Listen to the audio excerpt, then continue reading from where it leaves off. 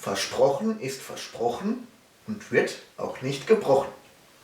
Jetzt das Gedicht für meine Neuner oder Zehner. Die Neuner oder Zehner.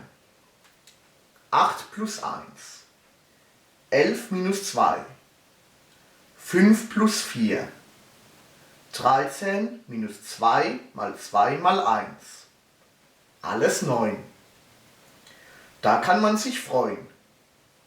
Meine 9. 32 an der Zahl. Mal witzig, mal fatal. Fast immer gut gelaunt und froh. Doch, wo sind sie jetzt nur wo? Jetzt in der 10. Es heißt nicht stehen, sondern weitergehen. Ich wünsche euch alles Gute und macht weiter so. Ihr seid super und toll. Weltspitzenklasse. Hey, YOLO. Vivian, Sophie, Sophia und Jana. Annika, Annika, Annika, Kim. Tobias, Maxi, Raphael, Martin. Jonas, Alex, Daniel, Anna. Adrian, Elena, Julia, Franziska. Alina, Alisa, Melanie, Sarah.